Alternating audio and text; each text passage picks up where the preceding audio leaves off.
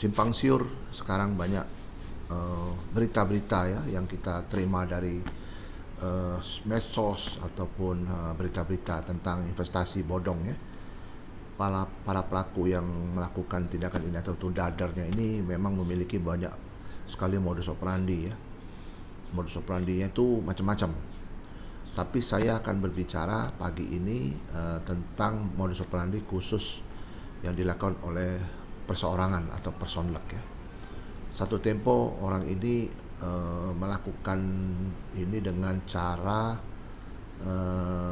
presentasi kepada para calon korbannya ini dengan melakukan seolah-olah ada satu bisnis yang prospek yang menggiurkan, yang bisa menghasilkan keuntungan yang baik gitu loh, sehingga para investor itu tertarik gitu loh.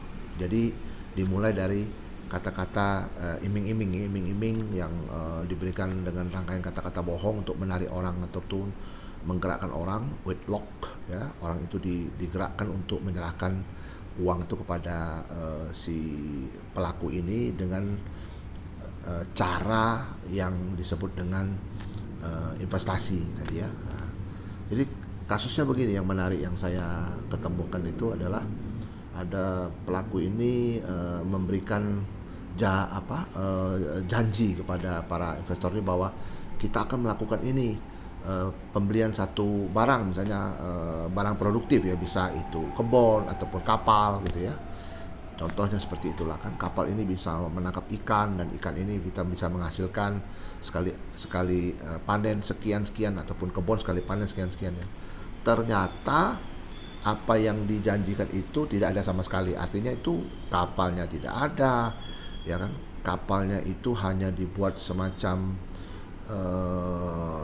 semacam display saja, nunjuk kapal siapa seolah-olah itu kapalnya yang bersangkutan itu yang sudah diinvestasikan ya. Terus, nah kapal itu kan pastinya kan atas nama di gross aktenya harus yang memiliki nama di situ adalah pemilik dari kapal itu. Nah ini kadang-kadang nggak tahu juntrungannya kapalnya atas nama siapa dan sebagainya. Kadang-kadang diajak ke pelabuhan melihat bongkar muat kapal ya, yang sedemikian rupa sibuk dan sebagainya, seolah-olah itu kapal itu adalah kapal yang dia investasikan gitu kepada si para investor ini.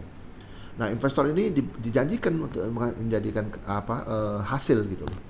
Nah dalam laporannya itu tidak transparan, bahkan ya direkayasa ya, seolah-olah ada keuntungan awalnya mungkin diberikan pemanis lah untuk keuntungan sekian hasil rekayasa tadi. Yang kedua makin hari makin turun, makin hari makin turun, makin lama makin turun gitu. Sehingga para investor tersebut ditinggalkan begitu saja gitu. Ya kan, ketika didatangin kepada si pelaku ini, pelaku dengan gampang mengatakan bahwa saya tidak menjanjikan apa-apa dengan kalian sebagai investor. Saya cuma ngomong bahwa uang yang kalian datangkan investasi kepada saya ini adalah uang goodwill saya yang sudah bisnis yang sudah jalan, seolah seperti itu, bukan untuk membelikan. Nah, jadi modus operandi seperti ini ya, ini bukan bisnis, ini adalah bedroh, penipuan ya. Jadi dimulai dari rangkaian kata-kata bohong, uang sudah terkumpul, ya kan, uang itu tidak digunakan sebagaimana mestinya, tapi digunakan untuk pribadi, ya kan. Masing-masing pihak korban itu ya punya hak untuk melapor. Tidak perlu secara kolektif, tapi secara individu pun bisa melapor kepada aparat penegak hukum, ya kan. Apalagi ketika uang itu dikirim untuk investasi itu ya dikasih tahu, jangan dikasih judul apa-apa. Nah maksudnya apa? Untuk mengelabui ataupun menghindari ataupun mengaburkan asal usul cerita dari investasi yang dikirim oleh investor kepada rekening pribadinya tersebut gitu. Tapi menurut saya itu gampang sekali dibuktikan gitu loh. Orang kalau mengirimkan uang sekian miliar itu kepada seseorang itu pasti ada backgroundnya, pasti ada cerita, pasti ada causa proxima. Nggak mungkin orang-orang itu langsung mengirimkan, pasti ada cerita gitu loh. Membuktinya gampang sekali sebenarnya itu. Jadi kalau misalnya aparat penegak hukum menemukan kasus seperti ini, gak usah ragu-ragu, ini pasti yang disebut dengan tindak pidana, disebut dalam KUH pidana itu adalah bedrock ya, penipuan. Demikianlah penjelasan dari saya yang singkat ini, mudah-mudahan bisa bermanfaat bagi kita semua, menambah wawasan ya. Tetap semangat, stay healthy.